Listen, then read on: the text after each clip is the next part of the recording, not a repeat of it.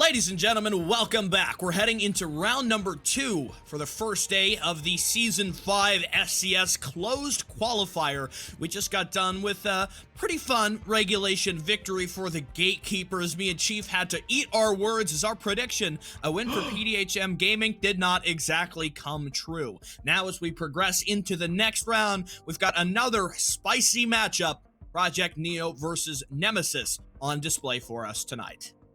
Project Neo needs no introduction, being a legacy team from T3, but Nemesis, they're known as something to prove in the qualifiers. They had some great series able to take down those coveted Challenger League rosters, and honestly, the player who I want to highlight of all 10 players in this lobby is Joe. I have yet to be impressed with an IGL of his caliber in a very long time. The way he identified how the defense was playing, the way he broke down their strategies and executed an attack was beautiful to watch. Now, we saw that happen on Oregon. Where we're going today is on Cafe. So we're going to have to see if his IGL skills are matching Cafe as it did on Oregon. Operator Vito's ahead of us, and just like Oregon, Cafe has got some particular outliers. We tend to see a lot of Thatcher bans, and while Oregon tends to have a pretty consistent Mav ban, I would say on Cafe, sometimes you get a bit more of a break in the norm, and sometimes you have Ace and Hibana bans. However, with the first ban, we'll have Project Neo remove the Nomad, a trend that I've seen have a major upswing in the amount that Project Neo have banned her recently, which is kind of a surprise, and Project Neo aren't really an aggressive team. They don't really run out, they're not your gatekeepers where they're just going to fly out every single room and door and opportunity that you give them. I think what the Nomad really is here for is allowing that flexibility in the rotates and in the flanks. You've got the Thatcher coming up as well. Valkyrie, a real mainstay banned on Cafe Dostoevsky because of the prevalence and the impact of her black eye cameras. The final defender, maybe Amira? No, in fact, we'll have the Cade taken off the board. A pretty balanced showing, I believe, ahead of us. And I actually prefer the Gridlock over a Nomad here on Cafe simply because, and like what we highlighted in our previous series, is because, well, you always see members just get flanked on the attacking team, or they just come in from behind, they shoot an air jab, they shoot a flank drone, and poof, the entire attacking team is instantaneously slaughtered. But at least when you bring out a Gridlock, it forces the defenders to spend more than one bullet at shooting those Gridlock charges. It spins, well, an impact grenade. It makes a lot more noise at the end of the day, which will give you more heads up when you're on attack. But when we're going downstairs to kitchen first, you don't really necessarily need all that flank watch because you're going to have to execute on multiple floors relatively quickly. So if you put those track stingers down on the 3rd floor over by red, well, you're going to find yourself a new abode very quickly on that 2nd floor. And as a result, those track stingers that you put earlier in the map are pretty much null and void. Kitchen is a bomb site that has a lot of requirements in the operators that you bring. You obviously need your standard up and down hard breachers to be able to take control of whichever hard wall you choose to make your entry point to the objective. Oftentimes, I think the primary one that we'll see used is the bakery wall, just because of the ease of access to get inside a bakery. It doesn't take all too much time to get that wall open. Sometimes you'll see even 2 hard breachers be used over by the bakery so as to open up the prep wall. A little bit of an early look out of the door there for Adapt. I think that was less of a spawn peek and more him trying to see if he could catch a cheeky drone and deliver a little pinch to the drone economy quite early on here. X24 going for a spawn peek of his own, quite uncharacteristic of Project Neo to be so aggressive in this first round, perhaps testing the waters against a strong veteran team like Nemesis, who in their individual talents are sure to be a team to worry about. Going for this top-down clear, we'll see primarily Red X and Box station up here on the top floor. However, X24, he's going to look to put a stop to that and slow down this complete vertical take. Mute Mozzie combinations will do that. And when you highlighted it with gun aggression, it's going to be a strong roadblock that we're going to have to see Joe overcome. Red X will be the first casualty. And it's been interesting to watch a few Mozzie players elect to go away from that P10 Roni. As soon as that gun got the 1.5 times sight, all of a sudden everybody made that shift to that gun. But we've also seen a lot of players return back to the coveted commando. Maybe it's just a comfort thing, or it just comes down to how you want to play that particular operator. Project Neo still roaming the entire length of the map. They have yet to fully relinquish that second floor control, dropping that meat locker hatch. In this extended roam, the time waste that we see employed here by Project Neo is going to be a real knife in the back of Nemesis, who, when they finally get down to the actual floor that the objective shares, they're not going to have much time with which to coordinate their execute. X-24 dropping down the hatch should signal the final fall-off of members of Project Neo in their defense on the second floor. We've also got the Dokkaebi in play, which is not totally common in the operator pool, stationed over here by the red stairs and looking to contest downwards and alleviate any roam pressure. The extension into VIP is a power position that Nemesis is going to have to deal with. It's the same idea as the upstairs clear. Now that you clear those floors, though, you're going to have to apply that pressure and break down those smoke grenades. They're going to be 30 seconds of time denial. Now, Rated is on an island in VIP where he won't be able to rotate since he only has those footholds over in Meat Locker. But it seems like Nemesis wants to change up their execute entirely. They are going for a big bakery take, where they're going to apply as much pressure from that side. Now, you have the option of still pushing in from the red north side of the map and try to set up a 90-degree crossfire that way. But instead, Nemesis is going to elect to continue with that vertical control and potentially drop the meat locker hatch. Box on that vertical play will find it down, but it's Project Neo still in control of this round. Everybody's going to start swinging, but somehow Nemesis is winning those firefights. Boji collects one, and then kills still rolled in through for Nemesis. But just like that, the bomb's going to be attempted to put on the down, and it all goes like that. Spiker in the swing with an SMG-11 ends Joe's life. Great time waste there to kick off Cafe, and Neo started to get a little bit shaky towards the end, but the fact of the matter is there was so little time left for them to orient themselves inside of the objective that they just could not get into the proper positions. There was a lack of coverage. The Ash trying to drop inside of the freezer didn't have much luck in dispatching any members or really disrupting the status quo from inside of kitchen service. The bunker position was still open, available, and uncleared, and further, there was a player hiding near the whiskey bar soft wall and contesting from that open double door. I like the way that we saw kind of the late stages of that round develop, even though Project Neo had a lot of pressure on that roam, and we're pushing back against Nemesis in, both the physical as well as the mental sense. They also, once they got down to the execute, had most of the necessary steps, I would say. They had a player inside a prep that felt fairly comfortable, the Zofia trying to contest deeper within the objective. Additionally, they have the hard walls being opened by the Habana and the vertical play, that last and very final factor contributing. But unfortunately, because the time was so low, they weren't able to use the concussion utility that Zofia might have wanted to employ, or the flashbang smokes. The plant was not in a very safe position, and frankly, when the time is so low and the defense is yet to be fully expunged from the objective, there aren't very many soft places to go for that defuse. We're going to see a go away from that Dokkaebi in favor of a Lion. Both these operators provide a good amount of information. One is going to be through those audio calls, but if you couple that with mutes on the board, there might be a defender lurking on top of that mute jammer, and when you make that call, they won't actually have their phone pick up. One of the, I guess it's no longer new, but one of those secret buffs that I think a lot of people forget about. But the same concept also applies for the Lion scans. If you're sitting on a mute jammer, that line will not grab you. Now, if you're outside the proximity of the mute jammer, then you walk into it, you're still going to be red pinged into oblivion. And also, I like how Lion is always providing you with information. If you drone out a particular side of the map and you make that Lion call and you don't get any rated pings, well, that's still meaning that that defender is isolated in that corner that you once droned. That is just as much information, at least in that particular scenario, as a red ping would have.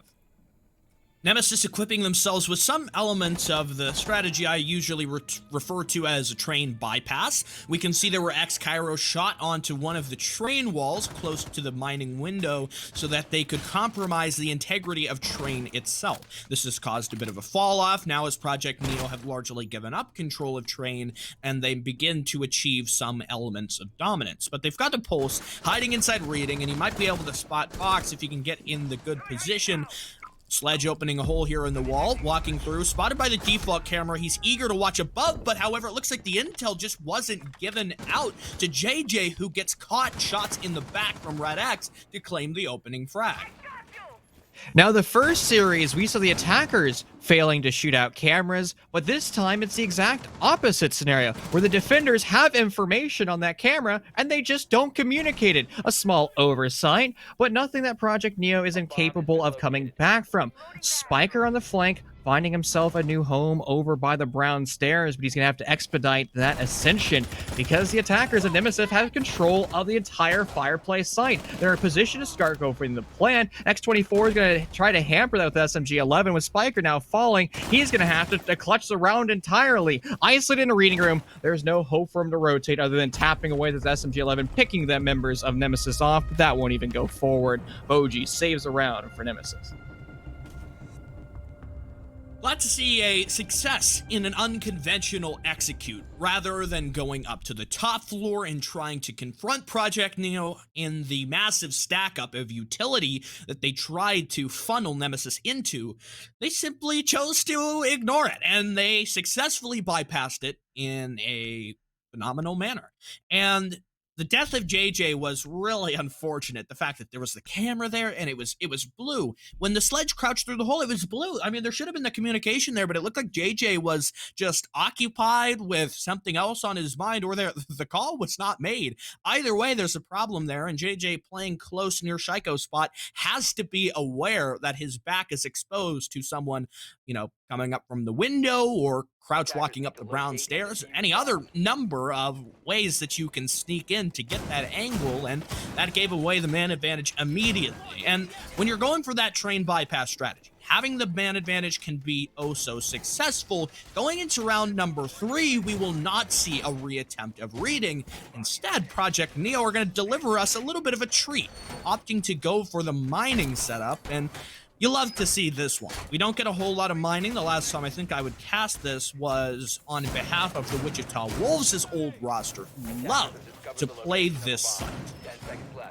And the top bar bomb site can find itself in a position very similar to CEO on Consulate, where the attackers can utilize the windows against you. They can utilize vertical pressure, whether or not it's a bucket play or explosive devices, and you as defender can be pressed pretty hard, and the attackers also don't have a lot of real estate they needed to get control of. Sure, they have to break down the pixel mini games and things like that, but we've seen rosters become so competent that, and after utility consumption simulator was nerfed, the competency that attackers once achieved has basically gone up by tenfold because they don't have to burn as much as they once did. So we've seen rosters start to experiment with different bomb sites, particularly the dining room site. What? Red X is already in reading room. He might have been misdroned, saying that, hey, this is actually a reading and feeding, but he has information there's players somewhere over on that second floor by the laundry sign, but he was not prepared for the vertical play. X24 providing good support to JJ, who is hiding just through the rotate. Now, 5 versus 4. Nemesis tried to move very quickly, and, that's good in some respects. You need to take this map control, and you need to make sure that you don't get slowed down, but it can work both ways. Fortunately, a stray flashbang nearly blinding the Habana. Out on her rappel is now Boji. Jones joins Red X in the grave of Nemesis members.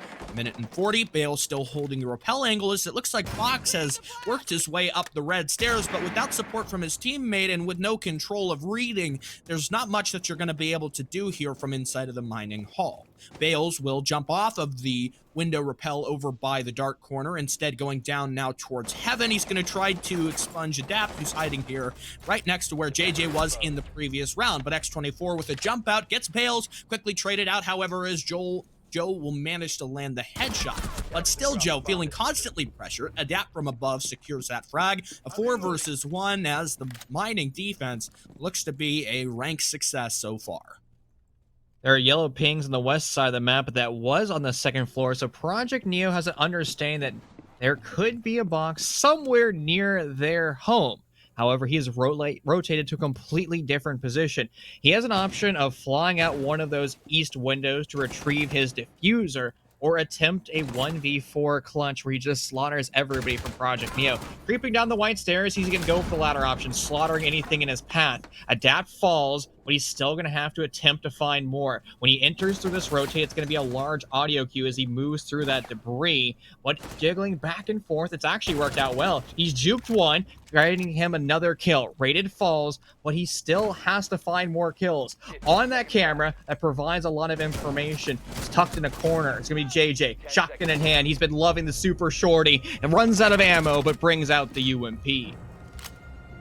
Great try there from Box. If he had been more prepared to check the deep corner for JJ, that might have been possible. And I remind you that Nemesis are no strangers to clutch. In fact, the last time that I casted them, Red X, when he was playing on Oregon, got a 1v4, which was just unholy in the way that he managed to get it done. So far, Red X not having the best luck on Cafe Dostoyevsky. Only 3 rounds in, he's 1-3 and has had a 100% involvement rate in the opening gunfights that we've seen, with him dying on the entry death rounds 1 and 2 and actually claiming the life of JJ when we saw that weird kerfuffle go down with the default camera inside of Pillar. Kitchen and Service is back up on the plate now, as we will still stray away from the bar site that has, in some respects, kind of become the console office, the CEO, as you would say, on consulate over here on Cafe, and the fact that teams start to play less and less of it here and there. And we are complimentary of Joe at the start of this series, saying that he's an up-and-coming IGL who's making brilliant plays. However, he's also made a few errors here on Cafe. I haven't really seen him show that he understands the defense that Project Neo is playing, how they're playing the extensions, and how to break it down. And it really orchestrates itself with that execute over in reading room. Obviously, Nemesis wanted to have quick control of reading as well as that control of that second floor, so they can apply a crossfire from the westmost window over by Gears. However, you have to understand that the defenders are going to be rotating from above. They're always going to be playing pressure over by Cocktail, which means that hatch will be occupied, if not currently, at some point during that round. So where is that vertical pressure from that window? Well, it came about 15 seconds too late. And that's you as an IGL coordinating when and where attackers are pushing for. A lot of IGLs are good about the where portion, but they struggle about the when. Well, let's talk about the how. And in this round, it'll be the bakery push. Boji, the first one in the stack, as he clears through. The drone goes ahead of him. You're gonna try to get inside a prep. Gotta be careful of the ceiling, though, as you maneuver through the single doorway. You leave yourself exposed to the vertical play being employed by Adapt up above here inside of the train museum. The drone will roll on through as Box. He looks really eager. Watch this positioning. He just wants to fly in there. He's going to have to contest not only with Adapt above, though, but also Spiker in close proximity, trying to fight that CQB with the shotgun. Another drone will come in. Box confirming more and more intel. Bails out on the bakery balcony as he tries to get a little bit of insight onto the red stairs, but he's really sandwiched now as Adapt constantly free-firing through the window, and X24 applying pressure from red as well. 2 players have joined him up on the balcony as a drone will reveal Adapt's position. They're going to try to get the vertical play open and will employ the same X-Kairos as were used in the reading attack, but still really not a whole lot of progress for Nemesis. They've got the hard wall open and they've got JJ, but there's 1 minute and 10 seconds to try and work this round forward.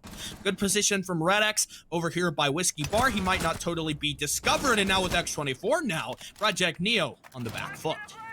I'm glad Nemesis ended up making that read to try to push up those red stairs and apply pressure from a different angle. It has allowed them to get control, and Adapt's going to have to leave that second floor and go against a 1v4. Bombs starting to be planted down. There are flank drones covering his position as well as Red X, but the wall is covering Adapt's location, but he ends up losing his life nonetheless. Red X with a round 4 victory for Nemesis, and we're highlighting IGL plays, and that was a good showing by Joe.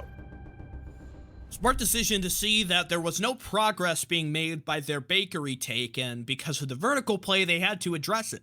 Got the hard breach open, got pressure onto X24, trying to push back against them at the red stairs, and the rotate, I think, into the restaurant area was the biggest win. Neo had no coverage there, and it seemed like there was kind of a breakdown of intel on that long red hall position. It allowed the offense to kind of sandwich X24 moving up the red stairs, and with Red X hiding close at Whiskey Bar, there was no rotate available between the two sites, and that really, I think, made Neo's strategy crumble the most. Bar and Cocktail will rear its head for the first time in this map, as with the Nemesis win, they send us back to equal 2-2. So far, Project Neo pulled ahead with some good strategy work on their first kitchen attempt and that creative mining defense, but Nemesis have still been able to keep their head above water and will likely do the same as we go to the primary objective.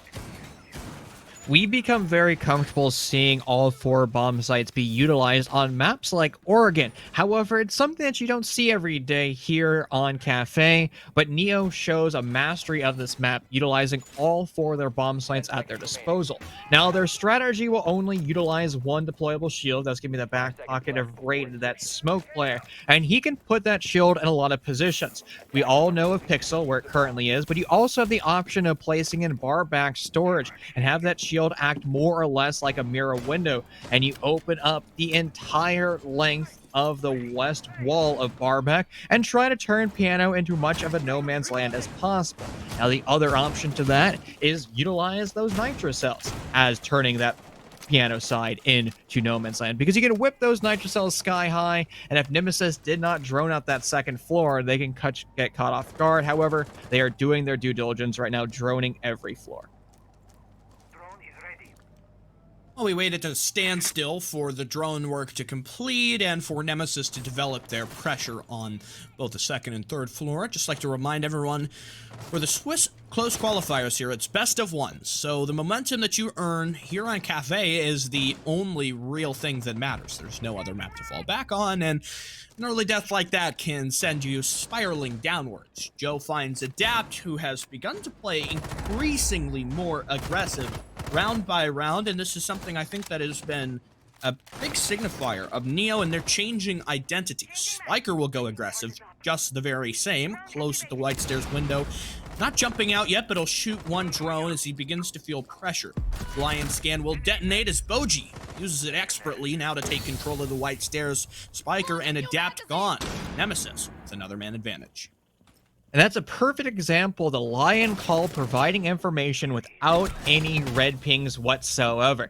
JJ doing his best to mitigate the losses of his teammates early on, utilizing that vertical destruction against Nemesis, but you still have access to more explosive devices. So if you want to continue on that train of removing the floor from Cocktail, X24 with the Nitro Cell, but Joe might have control of the majority of the map. He's still hunting for more. It's going to come through that vertical play as well as the east window rappel. Moji's going to send his final grenade down range, confirming that there's nobody behind the bead bomb. Joe's still running around near the White Stairs, holding off a rotate, searching for these final 2 members. They have to be really careful of the drone economy there. Only Boji has 1 active that he can use in the fight, and so they might not have the total full clearance and the understanding of the fact that JJ's hiding close here near the A chassis. The positions of the offense, fairly smart, fairly passive, not overextending themselves or revealing any too much intel. X24 providing good support. If somebody tries to jump into bar back, they would be compromised, and there you go. X24 equalizes it to a 2v2 as wrapping around the corner, Red X will claim the life of JJ. X24 now SMG-11 in hand will fall, as it's the SMG of Red X that will claim victory in that fight in Nemesis to get their second consecutive round win. What a performance. And I'm glad Joe from Nemesis identified that he still wanted to pressure that cocktail side of the map. As soon as Ash fell, we saw that rotation from Zofia, the Boji, happen pretty much the exact same frame. And that just comes down to coordination. He knew that there would be still that castle in that position. They ended up removing C1. And, well, he rotated over to C3 and a prime position for a wide swing from pallets. And also, you have to highlight the drone play that was happening at every stage of the round, whether or not it was the execute on that second floor to clear out that nitro cell, whether or not it was a pixel player or that final roadblock over by C3. A good showing by Nemesis, and they're 1 round away. If they're able to win round 6 here on Kitchen, that's going to be a 4-2 split, something that we don't see very often for attackers. And that would give them a huge boost as well, considering they have the sweet, sweet victory of the defense that would be ahead of us. And even at a 3-3 or a 4-2, that all starts to sing the name of a potential Nemesis victory. It's been a long time since I've seen the Project Neo Cafe offense, so I can't really give a too clear picture of what exactly we might expect, or maybe if their attacks are a little bit more ahead of their defensive stratagem, and maybe, you know, that's kind of an explanation here. Neo, and going back down to Kitchen again, are going to employ a much different strategy than we've seen from them in the last few iterations. It was all about that top floor hold. That was the name of the game. Try to play the vertical, try to cause a problem, and dispatch any members that come in from Kitchen Prep. And while that second floor extension is still a focus and is still being used, they also have managed to put a player inside of VIP, it looks like, with support from a shield. X24 aggressiveness will work out for him in this round as he finds Bales. Boji spraying through the window onto JJ will get the VIP pressure eliminated as Red X begins the process of opening the hatch. And so even if X24 did manage to claim a big kill onto the Lion, whose effectiveness with the AE1D has been pretty good so far, JJ is gone. And that's the loss of control of your Evil Eyes, the loss of the Alda, which is a great weapon, and the VIP pressure now either conceded or Neo having to force to rotate back in and relieve the now dead Maestro.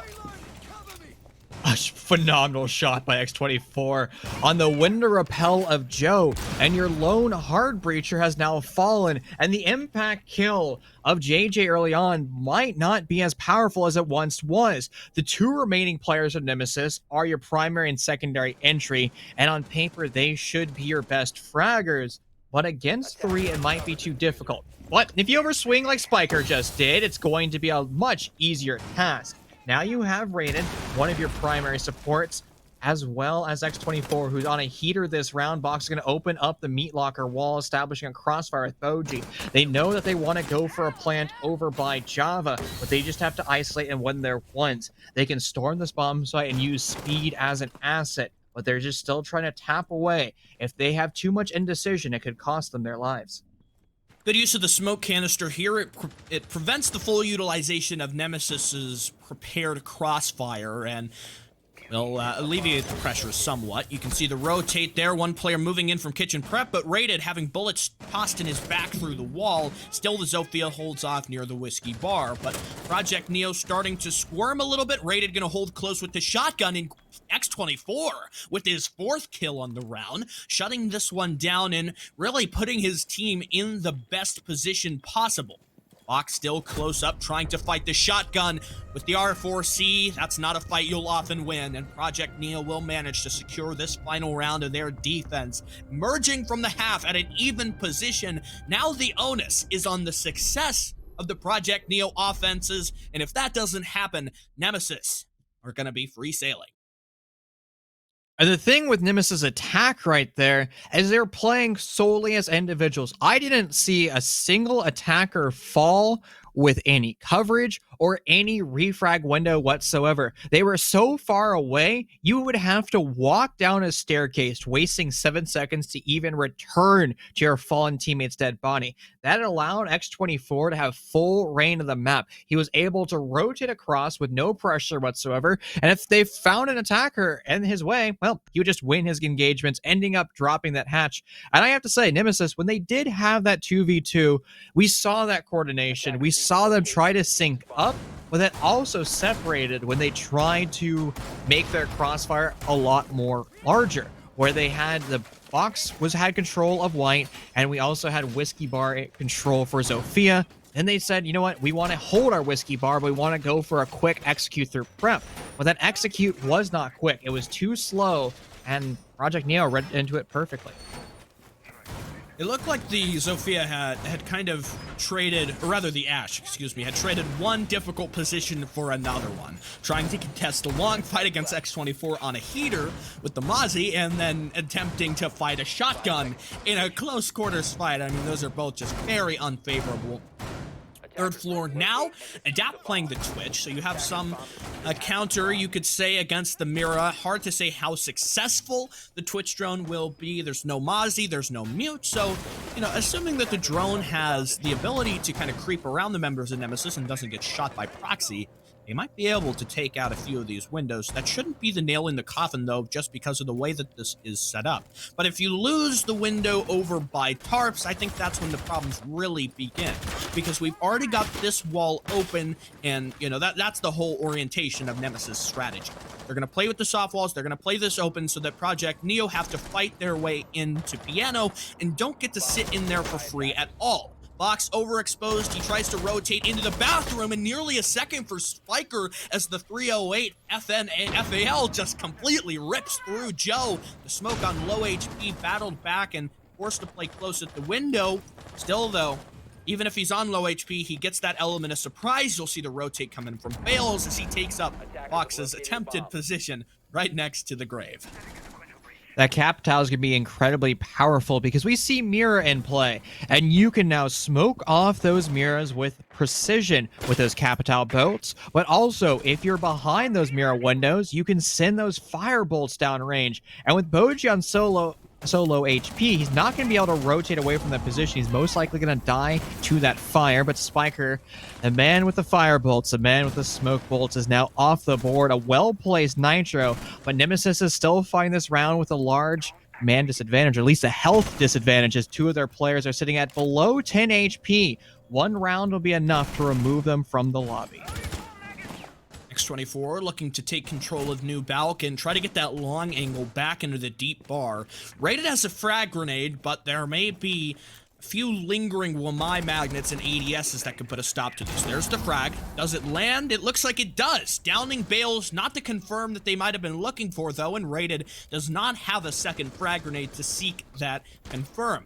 However, with Bales down on the ground, there's no real position that Joe can try to get a res up here. No backdoor into that freezer, as Bales is very likely to spend the rest of this round down. No! The smoke is used as coverage, and now the smoke himself is back in the fight, tossing a gas canister on his way out. It's all for naught. He reses his teammate and gives his life. Still Bales back up, though, detonating a nitro cell and forcing Project Neo to take this one slowly. A 4 versus 3 as the time gets lower and lower. An additional smoke now used as coverage to allow the plant as Adapt finds Rated, rather Red. X24 will get Boji, and Adapt gets that final frag to secure round number 7. A confident start, a good strategy there, but the early death and the health loss and the trapped player down in the freezer did not help that round too much.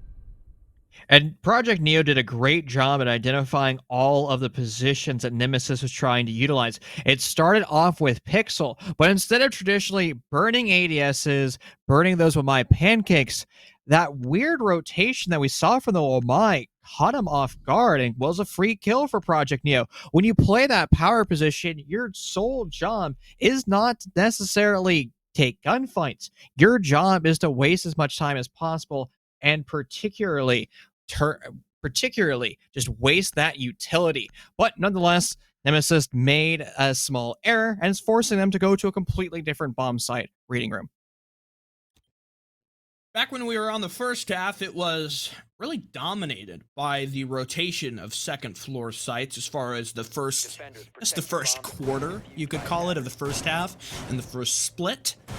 Going now to reading, I'll eagerly watch the strategy and see how they're going to hold this. Bringing the Goyo, I think this is a big signifier of an attempt at that top floor extension.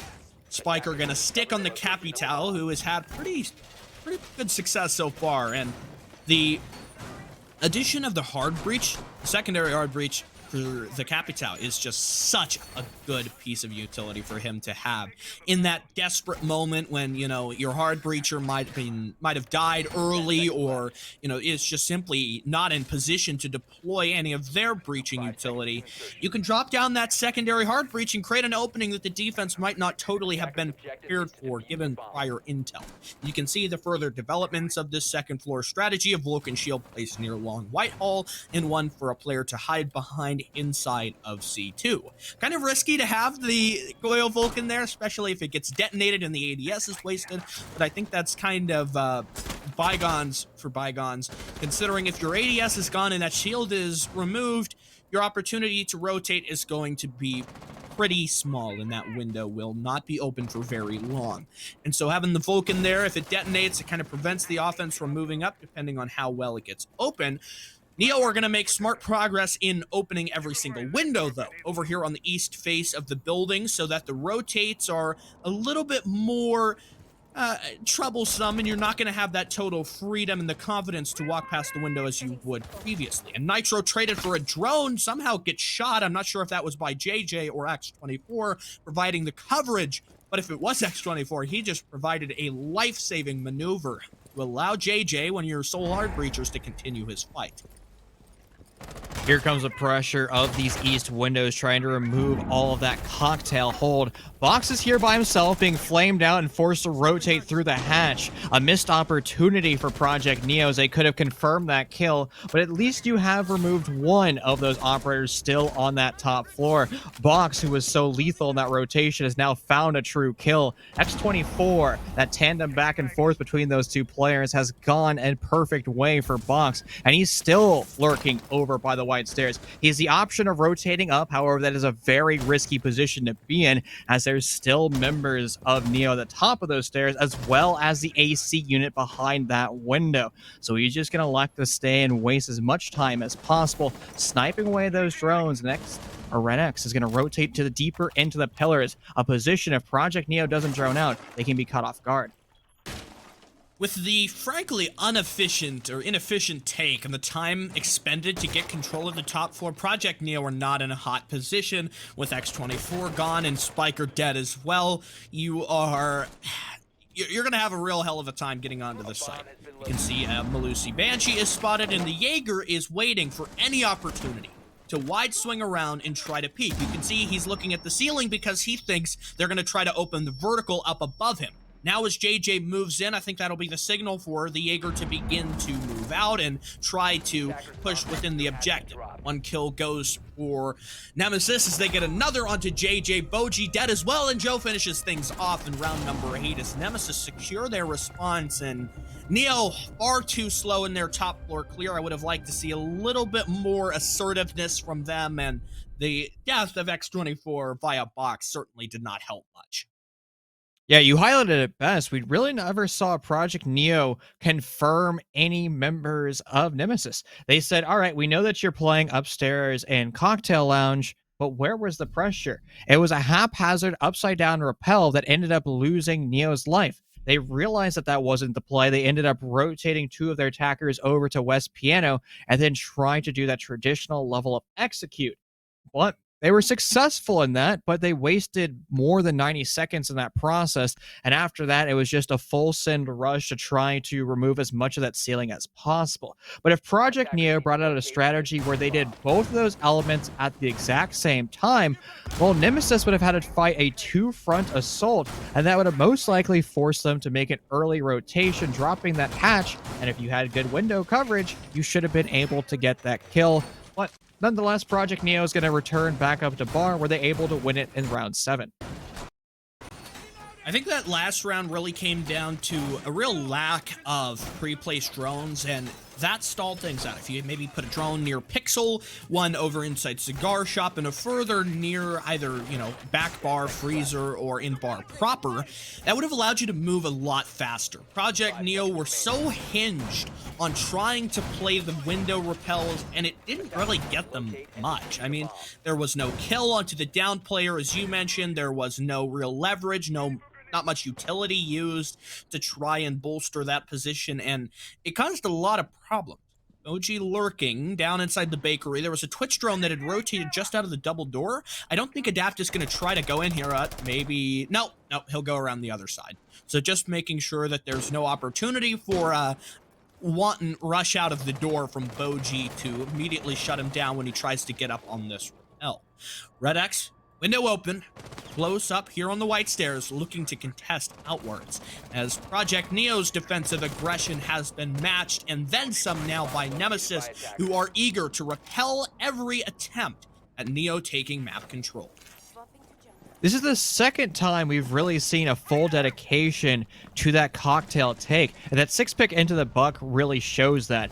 And like that, Adapt is going to find the first kill, but Red X will get his refrag. X24 is going to be holding out on that Ginny side and trying to see if any members of Nemesis rotates through that white corridor. He's also going to try to protect Rated, as if there's somebody that flies out a window, he's going to get that cross coverage. But nice pre-established holes in the hell door is going to allow Nemesis to shut down the entire play of the buck, and the whole macro strategy that Project Neo tried to utilize was instantaneously removed from the lobby. Back and forth these two teams go, but Project Neo still has plenty of utility in their back pocket to be successful. The set of frag grenades and the set of smoke grenades. Bales is in a real risky position. The Nitro launched out the window, fails to connect with the repelled, looks like the Ash of X24 holding this one off. No damage done to him, and so he's eager to stay here as well. But Spiker cooking a nade from below, tosses it up, but it's in the wrong spot, and so as such, deals no damage. Second frag grenade tossed up as well, but it looks like it was cooked a little bit too short, and so still, Bales continues to persevere here in the cocktail lounge, and Spiker's frag utility goes down without having any impact really at all, aside from Bales having to shift his footwork just a tiny bit.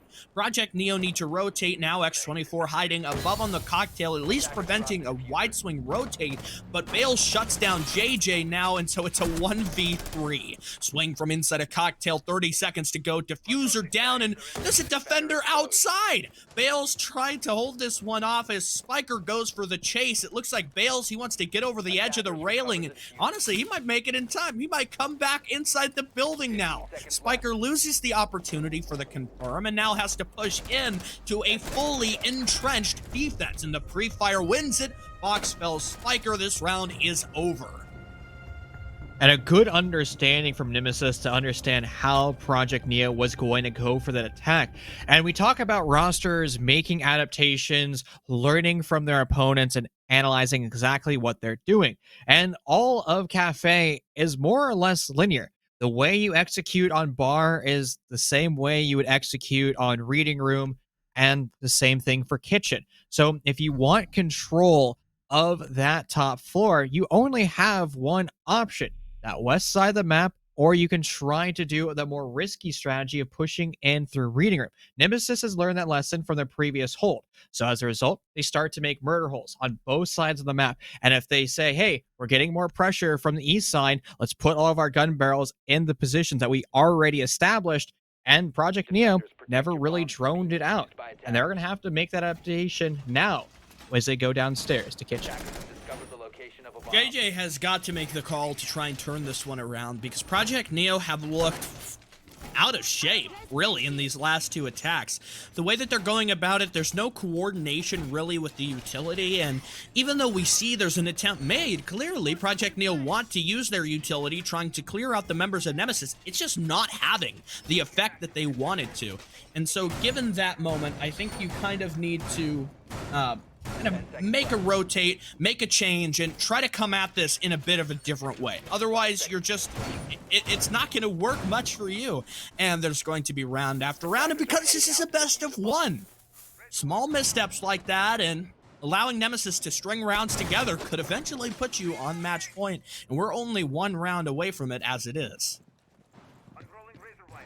So, Project Neo, they're going to have to clear all three floors, and Nemesis is going to play this very aggressively, roaming and being an absolute pain. Also, Nemesis has learned that Project Neo absolutely loves that white stairs window, and they've put two of their teammates in potential area to go for that swing. But no drones are really being sniped away from Nemesis, and that's going to be on that staged roam. Well, your job is to waste as much time, grab those utility, those little roly-poly drones.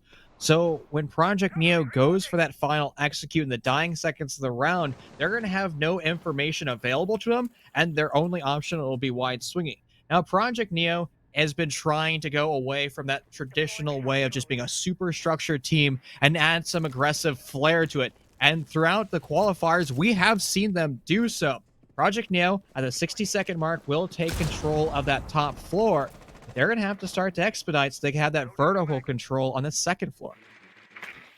I'm honestly not too sold with playing that really aggressive style of siege on the offense. I think it worked in some respects when we were back on the first half, and Neo kind of had the opportunity, should they play aggressive in it for it to be unsuccessful, to fall back to the site. But on offense, early weaknesses like that and mistakes that you make, slip-ups, can often snowball.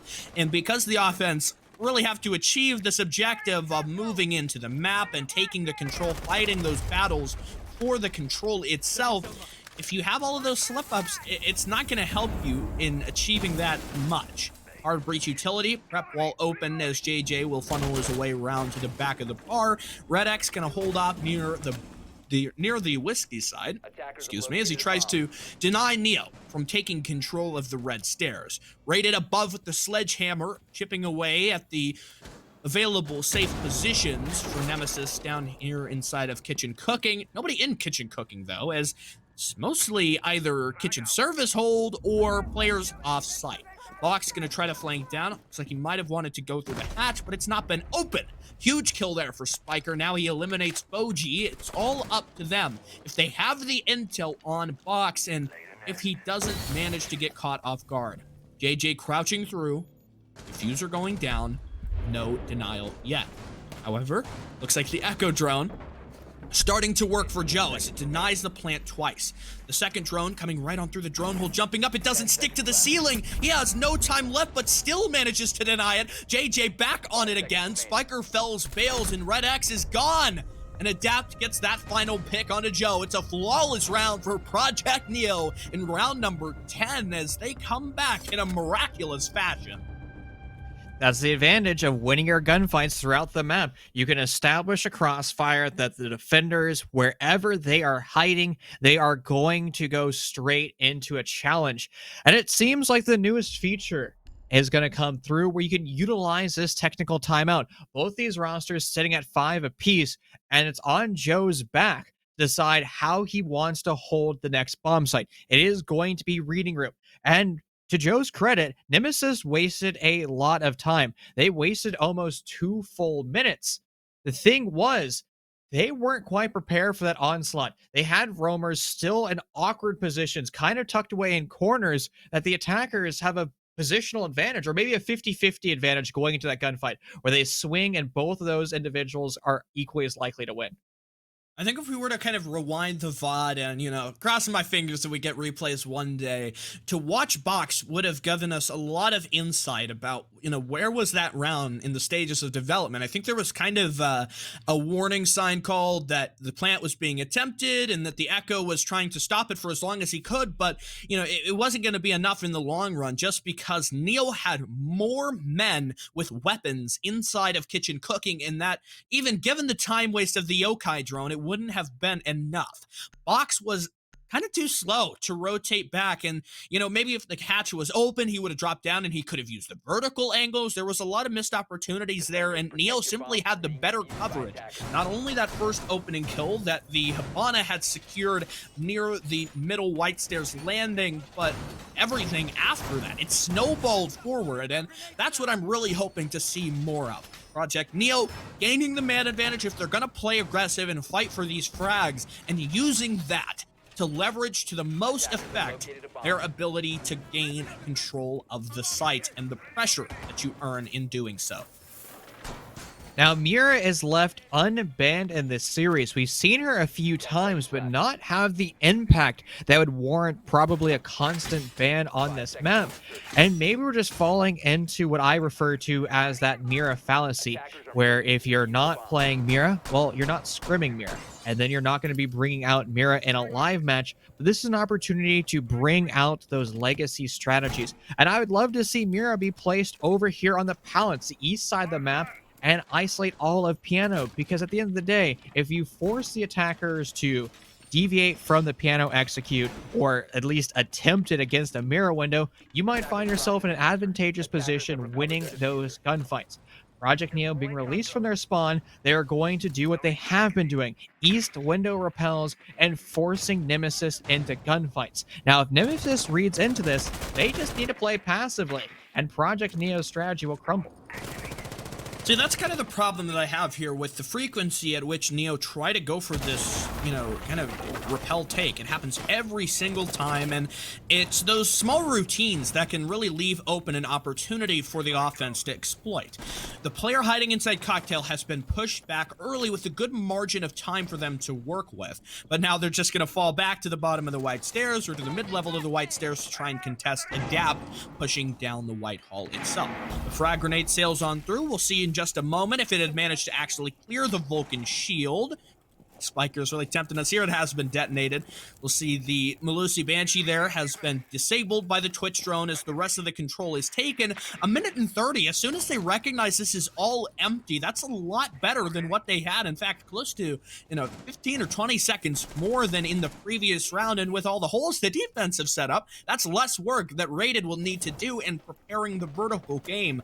But because of the good nature, the efficiency of this take, but not super great, now they have to fight against the multiple nitro cells that Nemesis have equipped themselves. Now, one of those nitro cells have been spent, but you still have access to 2 more.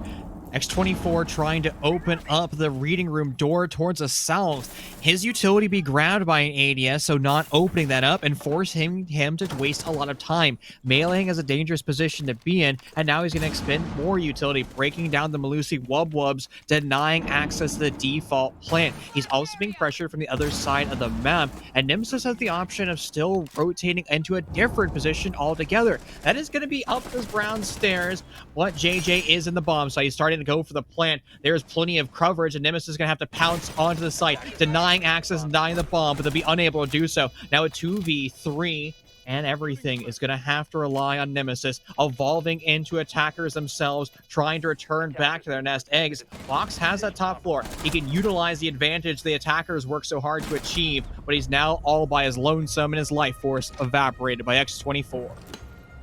Two strong and confident takes on Cafe Dostoevsky give back Neo the control of this series, and X24, you can see that he's ecstatic. With that victory and the successful plant, we are on match point, and it's in Neo's favor now, 6-5 for them. Overtime or bust is the name of the game for Nemesis, and we might be happen here. Spiker's got a bit of a comment to talk about that, and Neo much better now. They finally began to settle in and have gotten a better understanding of how Nemesis played. There was that big dilemma surrounding the time that they had, and even though Neo cleared out the top floor, they were a little bit slow to move in and capitalize off of the Nemesis rotates, but even then, the vertical holes were open in the necessary order, and the plant was allowed. Neo played well to get the necessary frags. They were fighting it back. They were trading back and forth off of the site. And Nemesis, they just simply were not able to retake the top floor in time to have stopped the plant. And retakes like that to get up to the top floor is really a long battle. It's not something you're getting done in, 5 or 10 seconds to rush up there, especially when Project Neo have it staffed. However, here on match point, looks like we might be going for a quick rehost to get everybody back in the lobby. When it's 6-5, you want to have that full manpower, and you're not going to risk it. And I have to say, we are talking about utility consumption simulator and rosters being stuck in the exact same attacking lineup. You needed to bring an Ashe, you needed to bring a Zofia, you needed to bring an extra set of frag grenades, and you needed to bring sets of flashbangs to burn all those ADSs with my pancakes. And Cafe was the map that started that trend.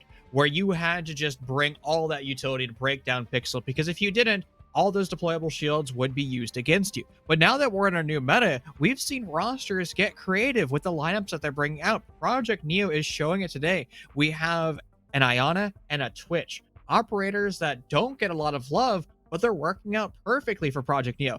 Project Neo wants to execute in a fast manner. Well, Iana is an extra set of drones. And also that Twitch is going to allow you more flexibility at breaking down those mini games. Plus, she has flashbang. So if you do need to go for an ADS burn, she's your girl for it.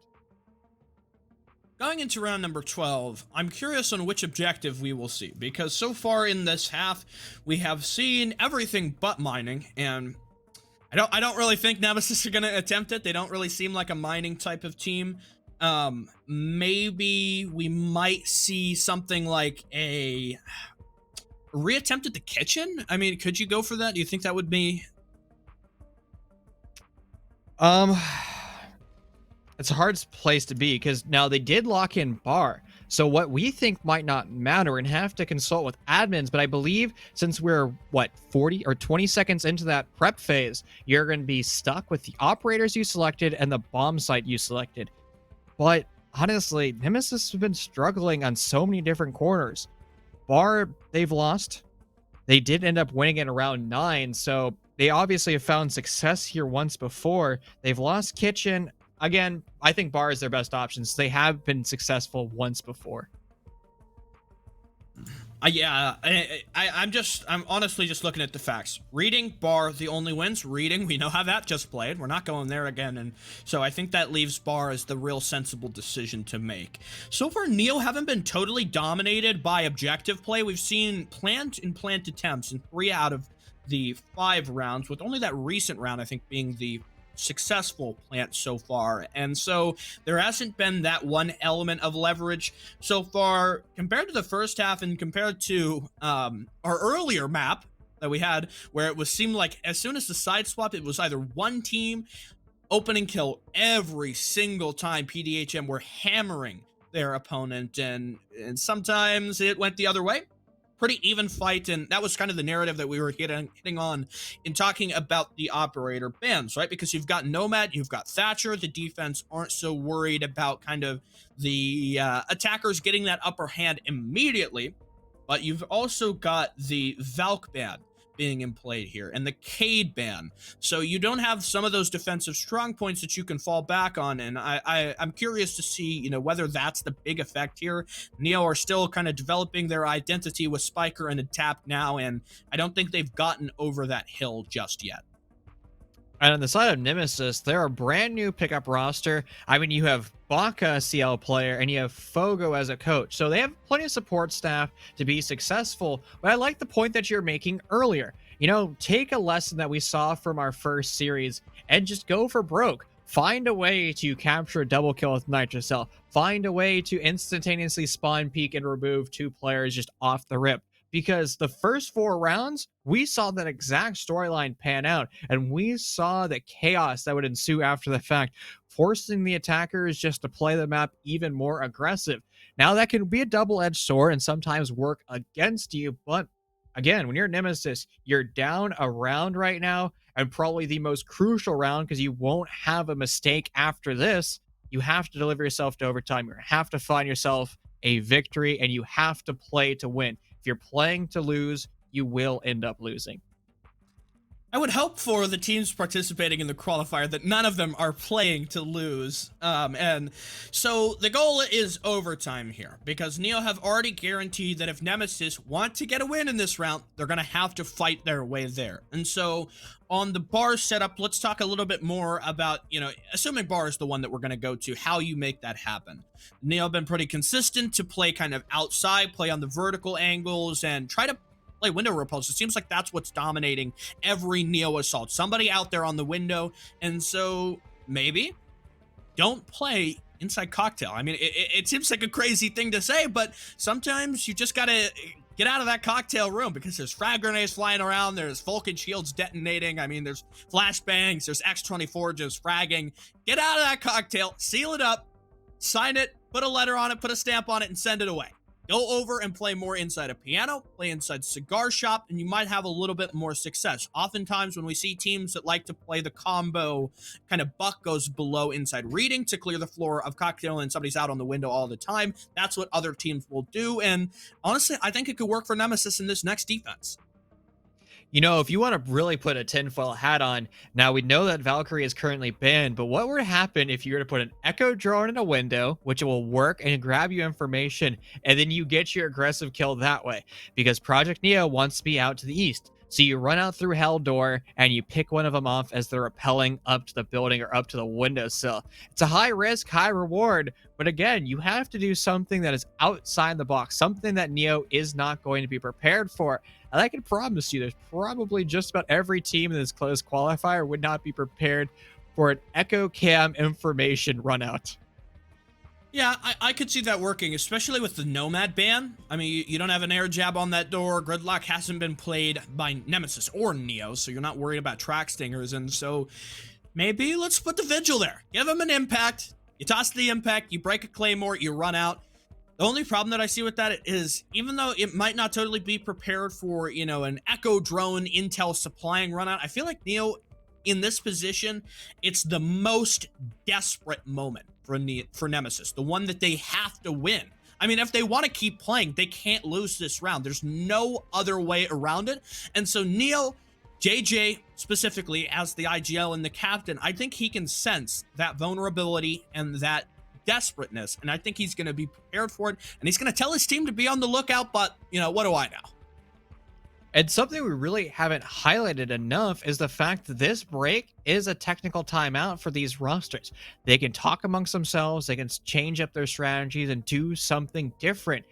And Neo, who won round 11, they might actually be at the bad end of this, because they're the ones that called for the rehost, because there's some technical issues that happened in the lobby, which means they might get flustered because they're trying to get that player back in the lobby. And since we've been on a lengthy rehost, they must be still having problems with that. So mental fortitude might be going out the window. But also, we were highlighting how good of an IGL Joe is. If you give him a lot of time to, well, talk, orchestrate new strategies, and do something different in round 12, they might have the upper hand.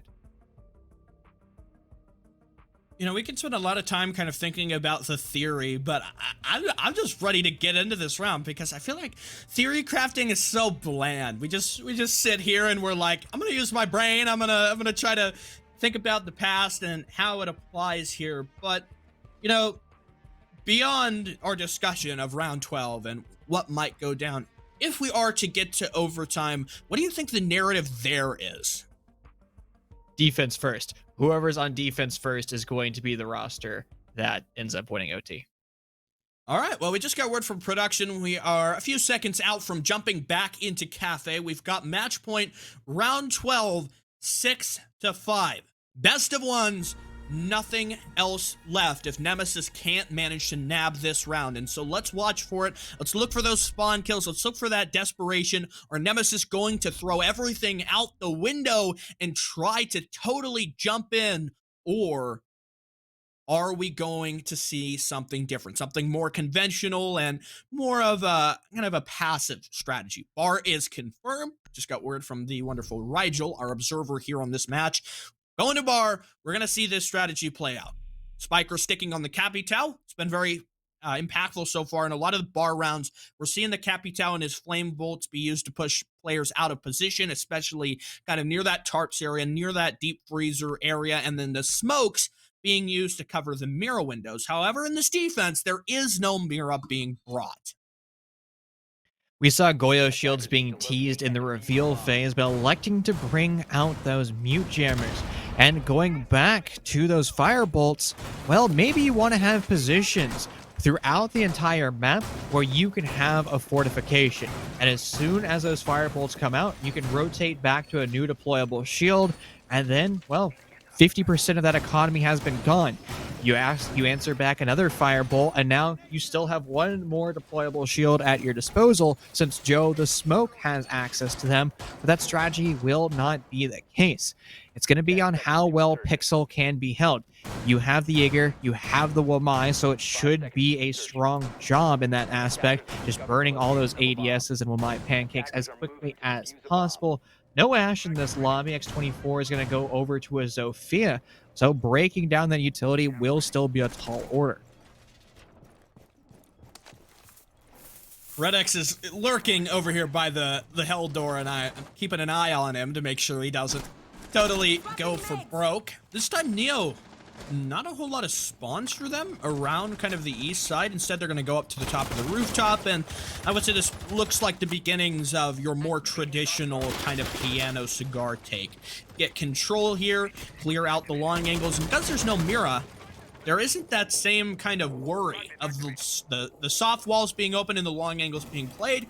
More normal, more traditional here. We're going to have Box hide behind his shield with ADSs and his own magnets trying to prevent his untimely death. And, well, Neo on the opposite end of that trying to put a stop to it. However, with Adapt on the Twitch, the ADSs aren't going to live there forever. And you can see JJ has droned himself in, and Adapt is just waiting around the corner with the flashbangs. This has totally given away all of the utility here, X24, keeping Box in position, and the drone providing that reliable intel. Spiker upside down repel in white corridor. He can just instantly go for the flame. However, he doesn't want to bring out his gadgetry as he wants to hold that cross for as long as possible. And that cross will now be held as Box has fallen and the off-site pressure is not looking strong for Nemesis. They're going to have to rely on their 4 teammates who are isolated on that bomb site. But Project Neo is also not out of the woods yet. They're going to have to deal with a lot of utility. Adapt gets stuck in him. Lucy, wub. He gets downed by the grenade, but Bales will get credit with that. An interesting turn of events, but Project Neo will still maintain their man advantage as they're able to get a refrag perfectly within that window. Sub 60 seconds we go. Project Neo still in control. Rated, opening up the deep angle to try and watch near bar back, trying to make sure there's no open angle, no opportunity for this execute to be shut down. Neo are still moving pretty slow inside of Piano. They're being really careful here. I imagine what Neo is going to do is the same thing we've seen from them before. Smoke it off and try to plant close at the cart wall. Pretty reliable strategy, but you have to make sure that you don't allow Bales to hide here in this corner. If this doesn't get droned, if they don't know his position is here, a Nitro could easily send this round to an early demise and send us to overtime. Smoke canister use, that's the final toxic babe as Project Neo, the time is so critically low. The frag grenade sent sailing over the skies. JJ finds Joe, but Red X immediately on the refrag for 2 now as he guns down X24 and Spiker. Bales gets raided, the pistol comes out, but it's not enough to make it happen. Ladies and gentlemen, overtime is here. Nemesis in their darkest hour prevail on the bar defense. There's no way that worked for Nemesis. Every advantage was in favor of Project Neo. They had the man advantage, they had the utility advantage, and positional advantage. But the big criticism was, where were those ace smoke grenades? I didn't see a single one go out. I didn't hear one detonate or get grabbed by an ADS. And, well, ADSs were already used in Pixel and shot away. So at maximum, there was one on the bomb site. And even if you had my pancakes on the bomb site, they would still be grabbed mid-air. And I think Project Neo just looked at the clock. They realized, uh-oh, we don't have a lot of time, and sent it. But the only thing you need in Rainbow Six Siege is 2 seconds. That is the amount of time to get the animation of the bomb in your hand, the bomb being on the floor. Neo just got too aggressive. They needed to sit back, relax, and hold long angles. And when that bomb was getting put down, force Nemesis to stand up and take engagements, not Neo take engagements. We have our answer now. It's Nemesis who begin on the defense in overtime.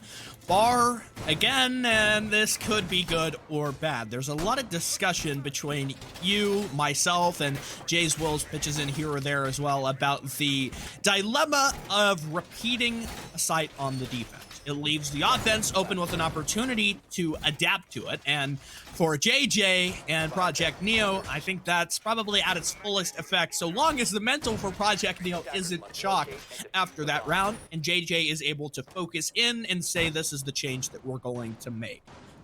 Look at the operator lineup, though. It's curiously different. Spikers off the Capital, not bringing the asphyxiating bolt as well. We don't have an Ash that X24 has jumped back and forth off of. Instead, he will bring the Sophia, and Rated sticking around and bringing the Sledge.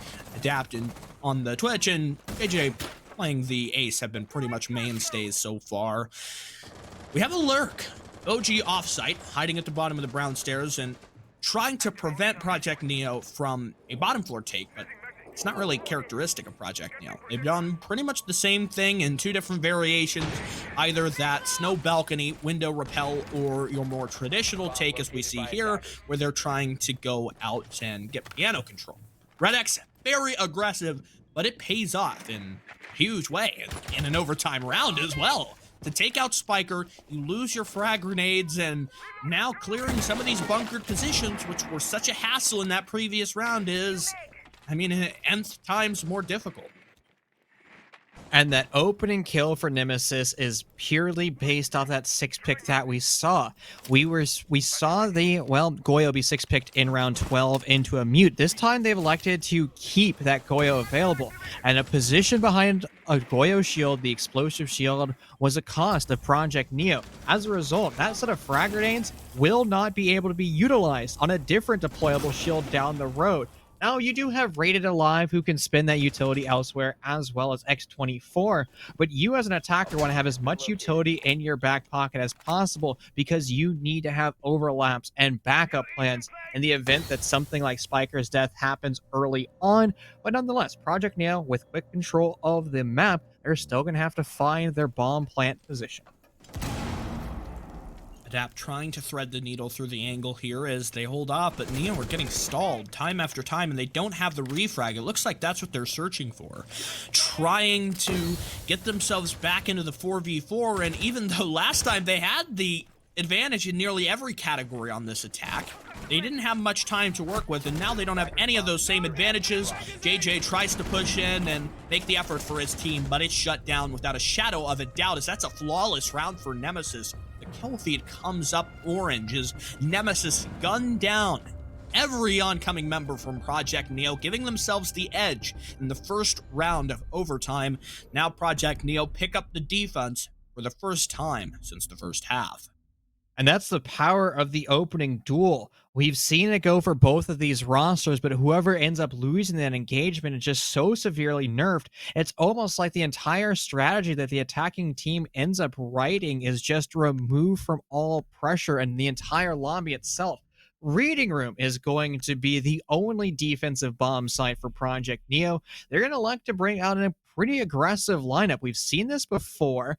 The Vigil was a pain on the entire top floor, that third floor, as he was roaming around, constantly challenging and finding himself in nook and crannies. However, the Malusi is going to be a mini game that Joe is going to have to break down if he wants to go for his exit. Attackers need to locate and defuse bombs. I love to see mining.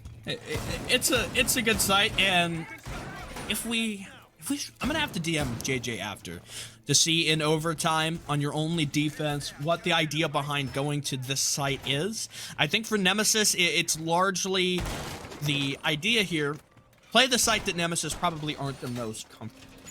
Mining was only played a single time in the first half, and it was a win for Project Neo, and they had the opening duel to back themselves up. So that's one big trend to watch for here. The strategy doesn't look much different. You're still bringing the same variety of operators. Your Mozzie to play upstairs to stall things out, and X24 somewhere on the map looking to take those early engagements and to really skirmish with Nemesis at each and every single opportunity. Last time Nemesis's call for their IGL push was to move very swiftly inside of reading, and it didn't work at all. It was cut down. There was a cross angle played as soon as the Sledge in that round, it was Red X, so same op, same position, tried to go in from reading. He was cut down crouching through the rotate because there was a player holding a buff. Nemesis, however, in this attack look much more prepared, with an early Ash charge opening the double door into mining and removing that castle barricade. They seem to have a much better grasp of how they want to attack this. Rather than try to immediately run into reading and fight that way, go about this from a much more direct approach. Those castle barricades were designed to hinder Nemesis at all costs, but ranged explosive utility is the king to all castle barricades. But you as Nemesis are still going to have that vertical control. You need to push into piano, and this is an excellent opportunity of utilizing all of the windows facing towards the west as well as towards the south, and remove the members of Project Neo who might be playing aggressive. Now they've actually relinquished all control of piano entirely, and the opening kill for Boji, that is JJ now falling, an incredibly important